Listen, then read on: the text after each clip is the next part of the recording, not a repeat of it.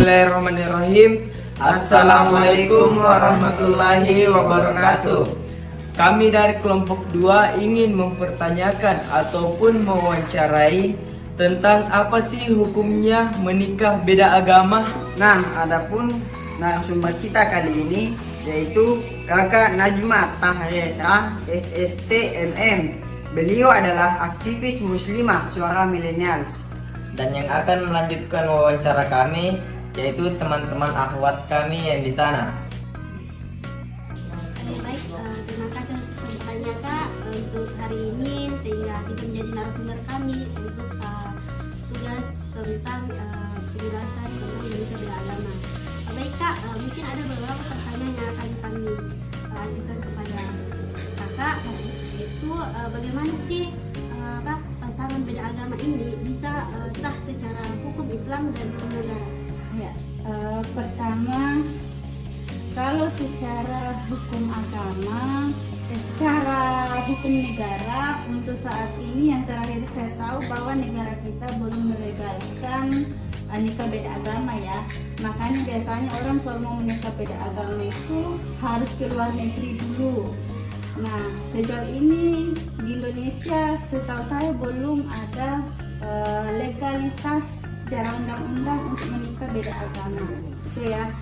Namun kalau kita bertanya bagaimana sih hukumnya dalam pandangan Islam, maka menikah beda agama itu dalam Islam secara mutlak hukumnya haram, ya tidak boleh ya.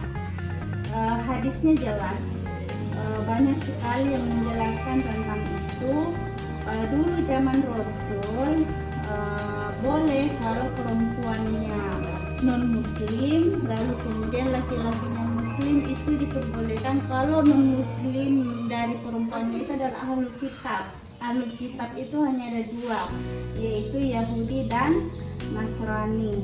Maka dia boleh dinikahi oleh laki-laki muslim, gitu ya. Tapi kalau kondisinya sekarang sepertinya hal itu tidak bisa berlaku lagi karena Nasara dan Yahudi yang ada sekarang sudah tidak bisa dikategorikan sebagai ahli kitab. Kenapa? Karena kitab yang mereka pakai sekarang adalah kitab yang diperbaharui atau mereka menyebutnya sebagai kitab perjanjian baru, Injil perjanjian baru ya. Jadi mereka itu tidak bisa lagi dikategorikan sebagai ahli kitab, sehingga secara kesimpulan sekarang sekalipun laki-lakinya muslim dan perempuannya non muslim tetap tidak boleh karena semua sekarang terkategori menikahi wanita musyrik.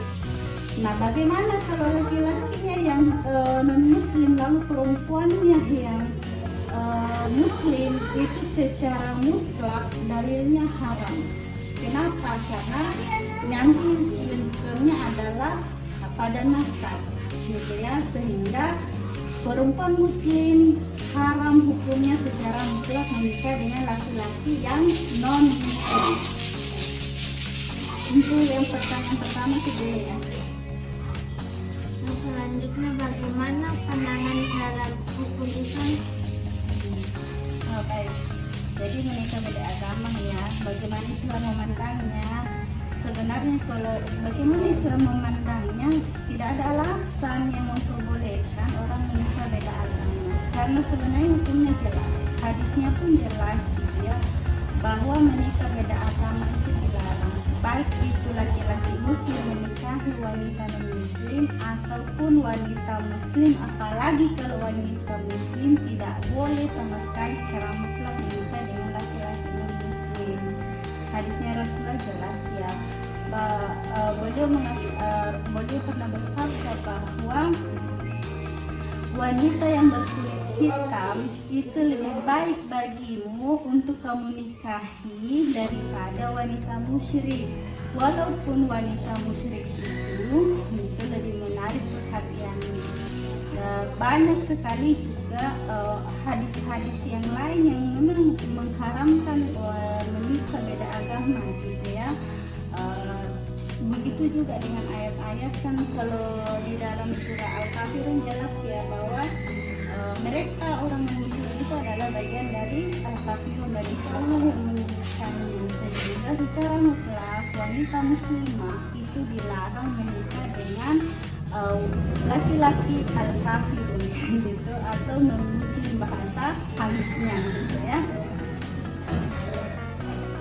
Tapi begitu hukumnya secara Islam itu memang hukumnya tidak boleh atau haram. Jadi Kak, bagaimana dampak dari pernikahan beda agama tersebut? Nah, itu dia. Allah mengharamkan sesuatu itu pasti ada alasan di baliknya yang sangat kuat, ada hikmah di baliknya yang sangat berbahaya kalau itu dilakukan. Jadi segala sesuatu yang Allah larang ketika dilakukan pasti ada dampak buruknya. Terkait masalah beda agama, nikah beda agama ini dampaknya akan sangat berantakan panjang nanti. Pertama, orang yang menikah beda agama, terutama misalnya kalau perempuannya yang muslim, lalu kemudian laki-lakinya yang non muslim, maka mereka tidak sah pernikahannya. Nah, karena tidak sah pernikahannya, dalam Islam dianggap tidak ada pernikahan, maka hubungan mereka nanti ketika berhubungan suami istri dianggap berzina. Anak-anak yang dilahirkan nanti adalah anak-anak hasil zina. Anak-anak hasil zina ini tidak boleh ayah biologisnya menjadi wali nikahnya. Karena kalau ayah biologisnya menjadi wali nikah, maka nikahnya pun tidak sah, dan begitu akan menjadi berzina juga dengan suaminya nanti lagi anaknya kalau tidak sah pernikahannya. Dan anak yang dilahirkan lagi anak hasil zina, jadi dari ayahnya, kakek, dan kakeknya, anaknya sampai cucunya nanti menjadi anak hasil zina semua. Kalau turun-temurun, kalau dari awal pernikahan orang tuanya sudah tidak sah akibat menikah beda agama, itu akibatnya. Jadi mengerikan guys, gimana? Jadi begitu tidak bolehnya, begitu kenapa Allah melarang menikah beda agama? Karena efeknya nanti akan sangat merusak, dan itu menjadi sebuah kerusakan yang jangka panjang di tengah-tengah masyarakat. Jadi pertanyaan selanjutnya Kak, menurut Kak,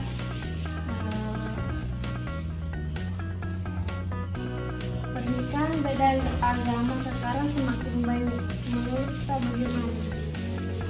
Kenapa gitu? Kenapa justru semakin marak sekarang pernikahan beda agama? Saya ingin sampaikan begini lebih panjang ya, bahwa maraknya pernikahan beda agama sekarang itu bukan sesuatu yang terjadi begitu saja atau secara alami, tetapi sengaja sesuatu yang memang sengaja dibuat, disetting gitu ya, supaya kita tahu bahwa negara-negara muslim sekarang itu diinfiltrasi oleh pemahaman barat, di mana pemahaman barat terkait dengan menikah beda agama adalah sesuatu yang boleh menurut mereka, dan itu justru dipropagandakan dan dipromosikan di klinik muslim. Mereka menyebutkan programnya sebagai program moderasi beragama. Nah, dalam rangka menggolkan program moderasi beragama ini, maka dibuatlah pandangan-pandangan bahwa untuk memperkokoh toleransi antar umat beragama, maka dibolehkan menikah beda agama, dan itu dipromosikan dan kemudian justru diprogramkan oleh pemerintah bahkan. Dan ini walaupun memang secara undang-undang belum ada undang-undang melegalkan menikah beda agama di negeri kita, tetapi secara implisit pemerintah rezim itu sudah mencoba untuk menunjukkan kebolehan itu. Bahkan baru-baru beberapa bulan yang lalu, tahun lalu bahkan gitu ya, ada muslimah di Jawa ya kejadiannya. Muslimah ada memang sebuah lembaga yang mensponsori, mempertemukan pernikahan beda agama itu. Muslimahnya perempuannya muslimah, laki-lakinya kemudian orang Katolik, dan mereka menikah di gereja di saat muslimahnya memakai busana muslimah. Itu kan absurd gitu ya, absurd, dan itu seperti kita kembali karena kita muslim, berarti kita harus kembali kepada hukum Islam, bukan pada kebiasaan umum di masyarakat yang kemudian dipropagandakan oleh, sebenarnya dipropagandakan bukan dari Islam tetapi dipropagandakan dari luar Islam, yaitu dari paham-paham barat gitu.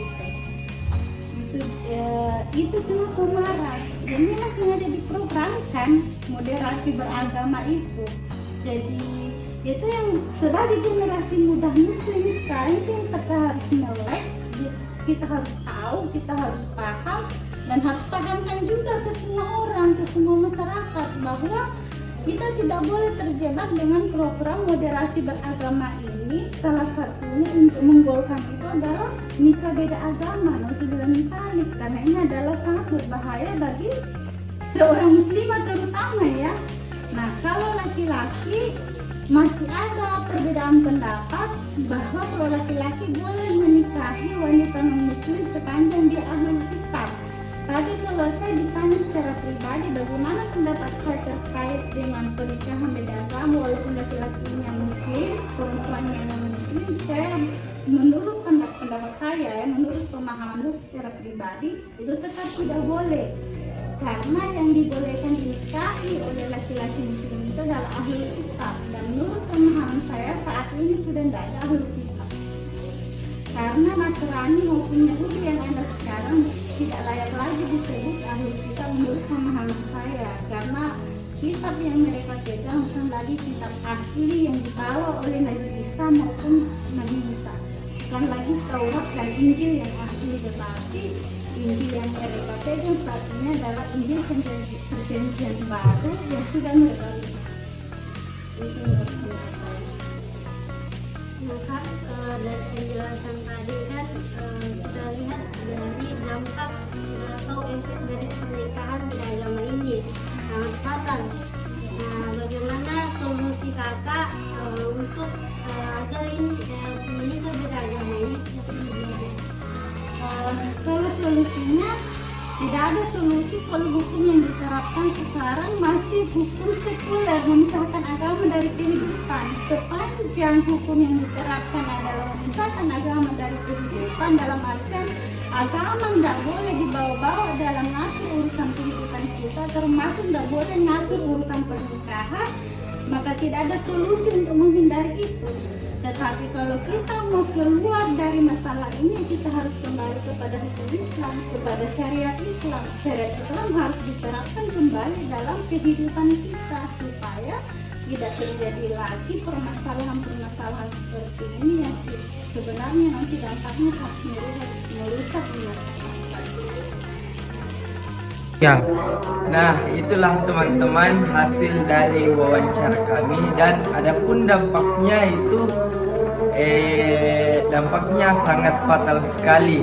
Nah, ternyata dampak dari menikah beda agama ini sangat bahaya dan ternyata terjadi bukan secara alami tapi sengaja dibuat. Sekian dari kelompok kami, lebih dan kurangnya mohon dimaafkan karena kelebihan itu datangnya dari Allah dan kekurangan dari diri kami sendiri.